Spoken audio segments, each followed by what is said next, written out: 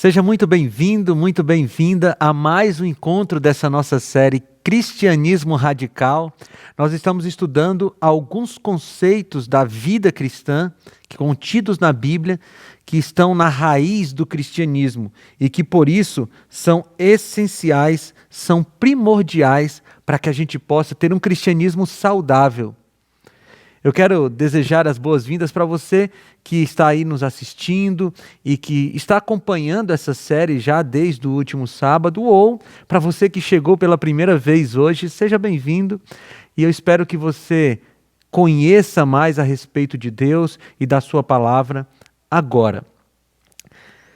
Hoje eu quero tratar com você a respeito de outro tema que é radical, que está na raiz do cristianismo, que é a questão da literalidade do livro de Gênesis. Isso parece que é um assunto meio estranho, meio acadêmico, meio distante de nós, mas não é. A literalidade de Gênesis está na base do cristianismo. E queridos, deixa eu falar uma coisa para vocês. Há muita coisa que está sendo questionada do livro de Gênesis, e os prejuízos teológicos desse questionamento são quase que destrutíveis, quase que implodem a fé das pessoas, porque se a gente não crer que Gênesis é literal, nós teremos problemas sérios com a nossa fé cristã. Você lembra do que aconteceu no ano de 2001, no dia 11 de setembro? É quase que unanimidade essa lembrança, pelo menos para quem já tinha nascido naquela época, né? O ataque às Torres Gêmeas lá em Nova York. Aquelas duas torres, elas tinham uma fama de ser a prova de aviões. Segundo os seus construtores e segundo os engenheiros, aquelas duas torres suportariam o ataque ou a batida de aviões nelas. Mas quando a gente olha para aquele momento, a gente percebe que elas caíram, as duas caíram. Mas como assim torres que eram a prova de avião caíram? Bem, eu fui ler alguma coisa dos noticiários, dos artigos sobre a queda daquelas duas torres, e eu encontrei algumas explicações de engenheiros naquela época que eu achei bastante interessante. Eles disseram o seguinte: como aqueles aviões haviam acabado de sair do aeroporto, eles estavam com seus tanques de combustível cheios. E quando os aviões se chocaram contra as torres, aquele combustível escorreu para a base da torre. E então logicamente, pegou fogo, e aquele fogo aqueceu as bases, as estruturas daquela torre, e por isso elas caíram. Eu fiquei pensando, realmente, quando as bases não são tão sólidas, todo o prédio cai. E quando as nossas bases teológicas não são sólidas, todo o prédio do nosso cristianismo pode cair. Veja, as nossas bases cristãs estão em Gênesis. E é por isso que é tão importante a gente compreender que esse livro não é uma alegoria, esse livro não é uma fábula, esse livro não é apenas uma história que quer nos ensinar conceitos. Ele é uma literalidade, ele tem literalidade.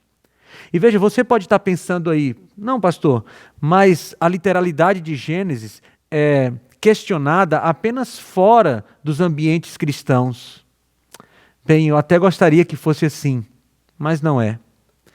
Deixa eu ler um trecho de uma reportagem para você, que saiu num jornal de grande circulação, um jornal eletrônico, no dia 28/10/2014.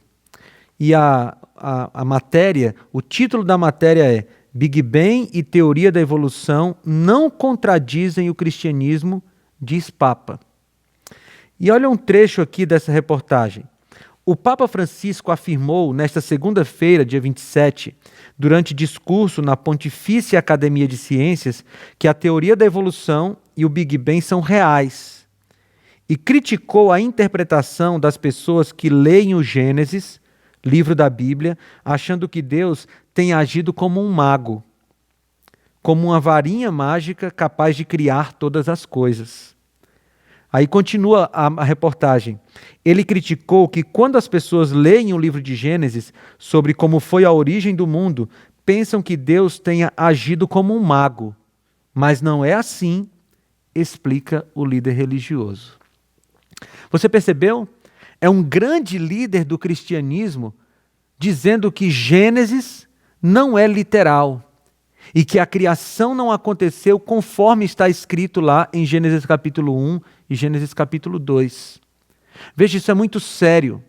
E o que eu quero fazer com vocês hoje aqui é um exercício teológico para a gente descobrir quais são as verdades do cristianismo, quais são as doutrinas cristãs que seriam abaladas, quais seriam os prédios cristãos que ruiriam se Gênesis não fosse literal.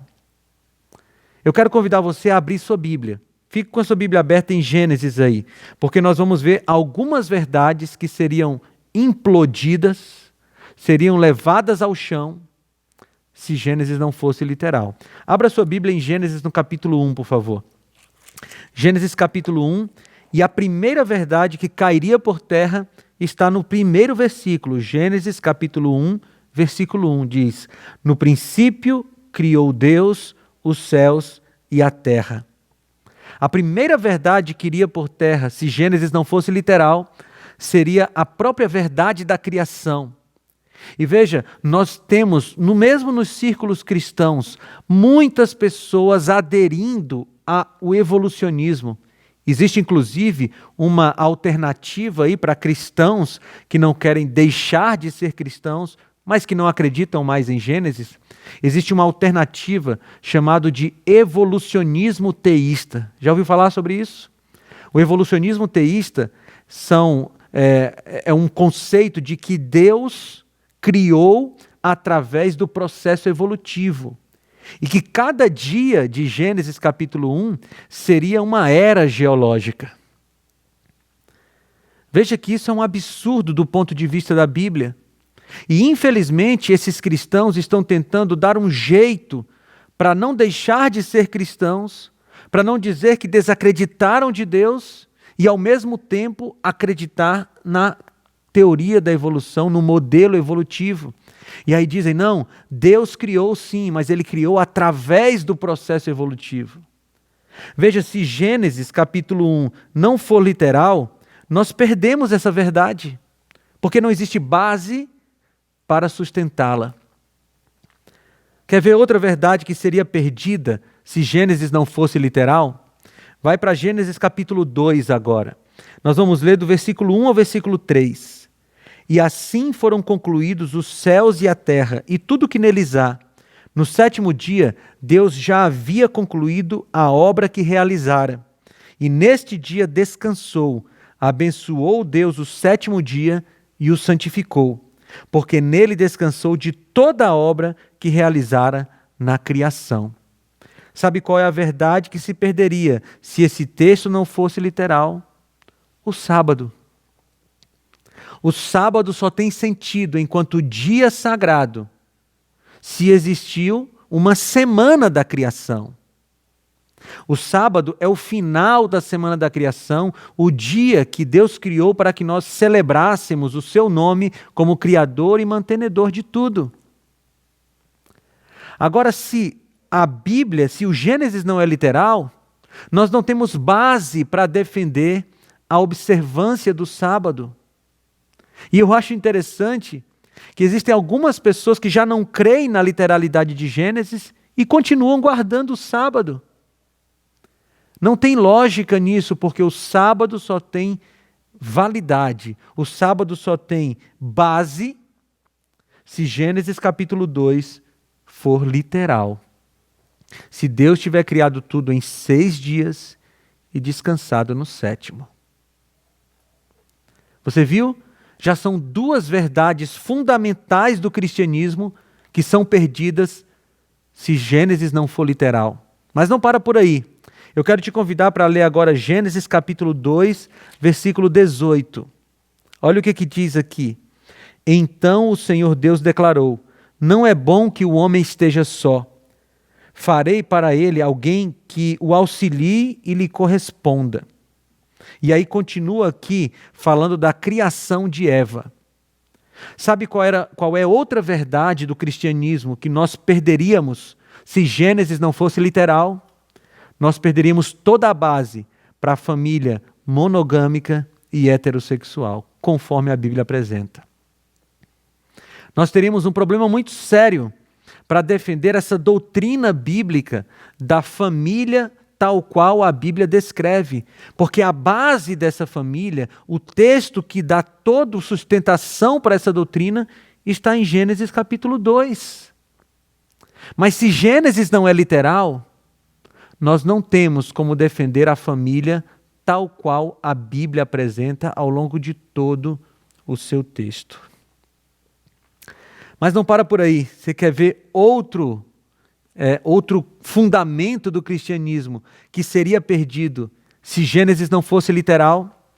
Gênesis capítulo 2, versículo 24.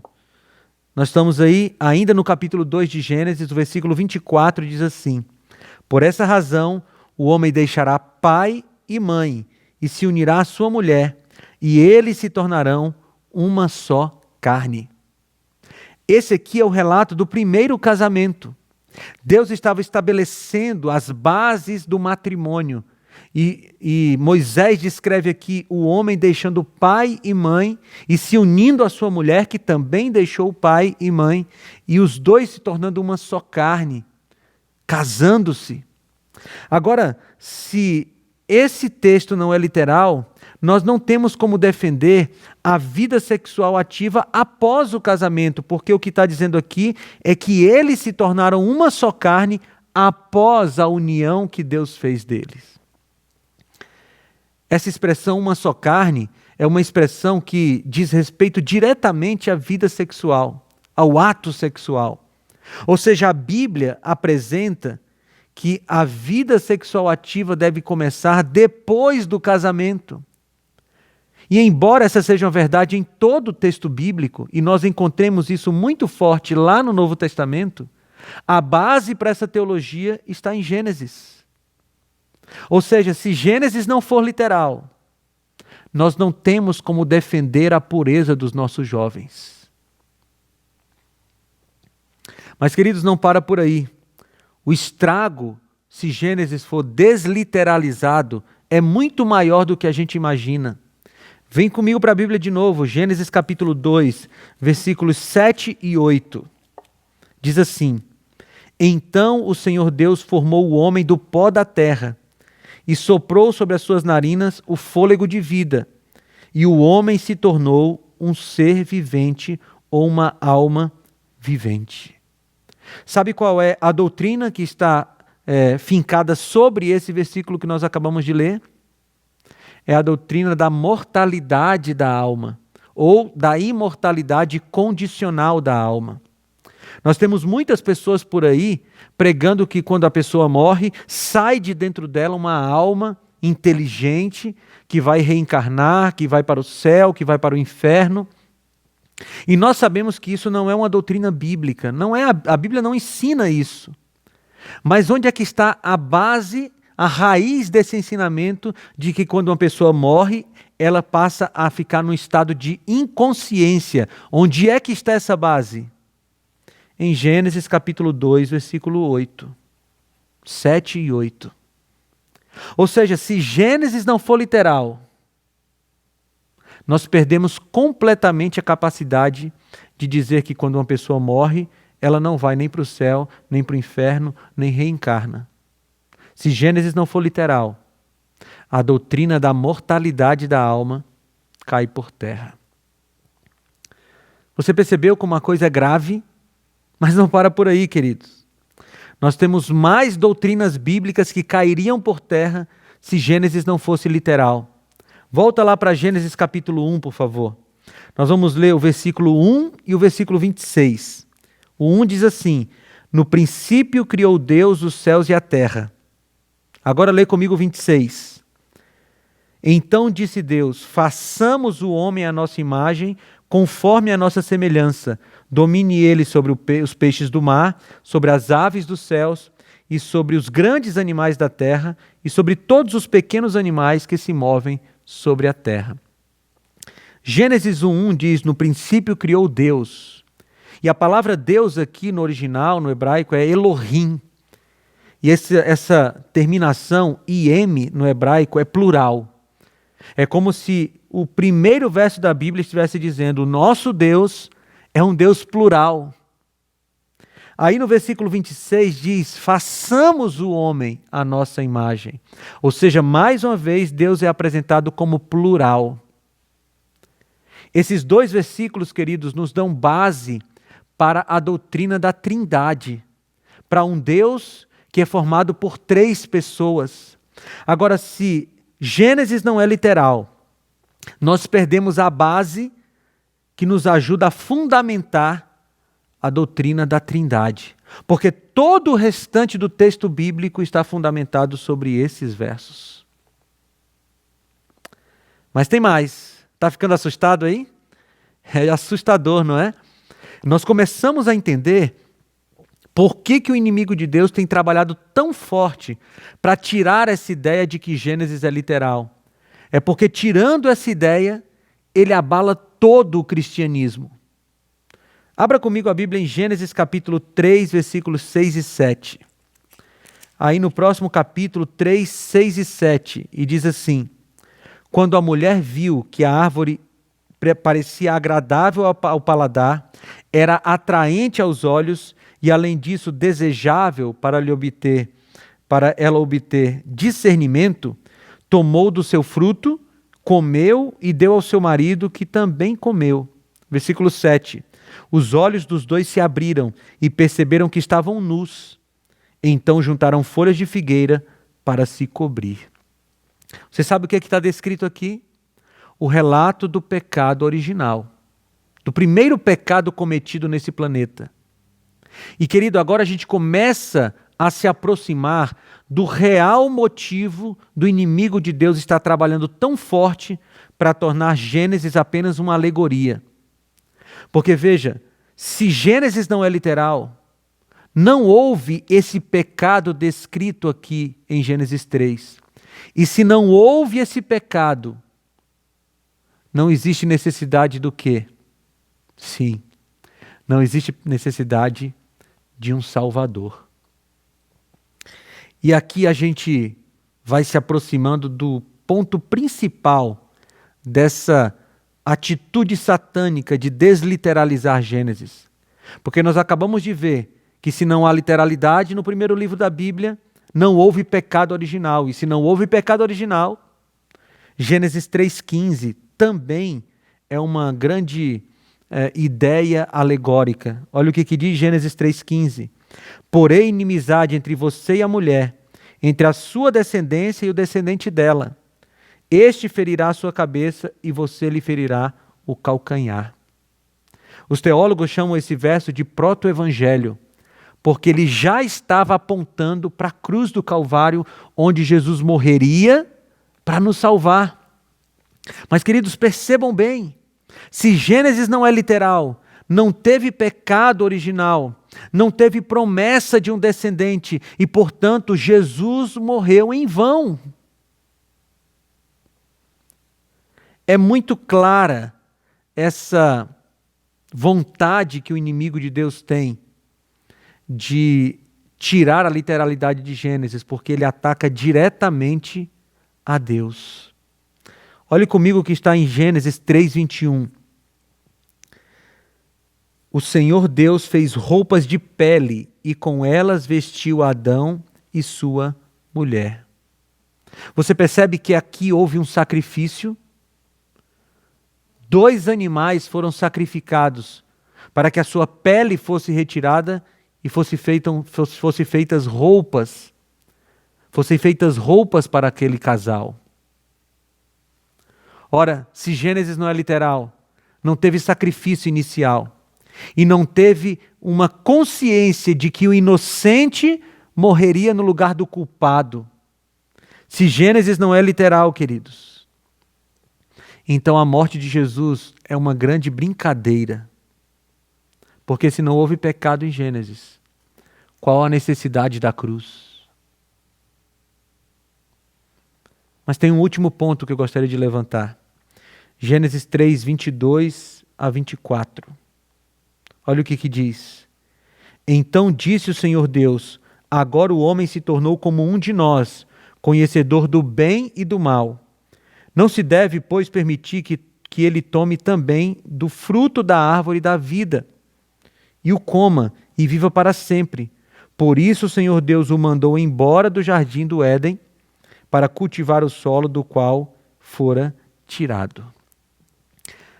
O homem, segundo Gênesis, o homem e a mulher foram expulsos do jardim do Éden, para que eles não tivessem acesso à árvore da vida. Mas, queridos, se não houve literalidade em Gênesis, não há árvore da vida. E perceba, em Apocalipse há um momento em que a árvore da vida é restituída para a humanidade, é devolvida para a humanidade. Mas se não houve árvore da vida em Gênesis, por que haveria no Apocalipse? É muito sério isso, queridos. A literalidade de Gênesis é base para todo o cristianismo. E sabe do que mais? Quando a gente duvida da literalidade de Gênesis, nós estamos duvidando do próprio Deus. Deixa eu citar alguns textos para você aqui. Em Mateus, no capítulo 24, no versículo 37, Jesus confirma a existência do dilúvio. O próprio Jesus disse, olhai para a mulher de Ló, confirmando aquele evento de Sodoma e Gomorra. Se você olhar, por exemplo, para 1 Timóteo 2, 13 e 14, você vai ver Paulo confirmando o Gênesis. Se você olha para Apocalipse, capítulo 22, versículo 2, você vai ver João, o apóstolo João, confirmando o Gênesis. Ou seja, se nós dizemos que Gênesis não é literal, nós estamos dizendo que Jesus mentiu, que Paulo mentiu e que João mentiu. Mas sabe de uma coisa? Gênesis precisa ser literal. Porque a história que começou lá será finalizada na volta de Jesus. Queridos, quando nós dizemos que Gênesis não é literal, nós estamos dizendo que a volta de Jesus também não será literal. Quando nós duvidamos do início, nós deixamos de crer no final. Por isso, o meu apelo para você no final dessa nossa conversa é muito simples, muito racional. Eu quero convidar você a fazer o mesmo compromisso que eu fiz com Deus. Eu disse, Deus, a tua palavra é a verdade, conforme João 17:17.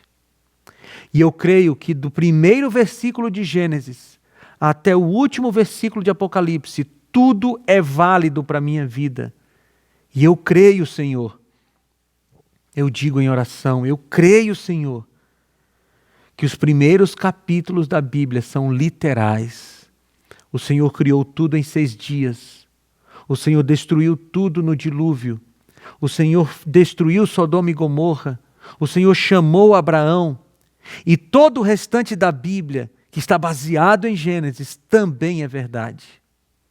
Que tal você fazer o compromisso com Deus de que você vai crer na Bíblia, tal qual ela é, para que crendo no começo, você também creia no final. Vamos orar? Senhor Deus, obrigado, Pai, porque nós podemos ter a certeza de que Gênesis é literal, de que os ensinamentos bíblicos têm fundamento sólido, que o nosso cristianismo está baseado num livro que é a verdade, e que se tudo isso é verdade, também é verdade que o Senhor vai voltar para nos buscar. Nos ajuda a crer nisso com todas as nossas forças.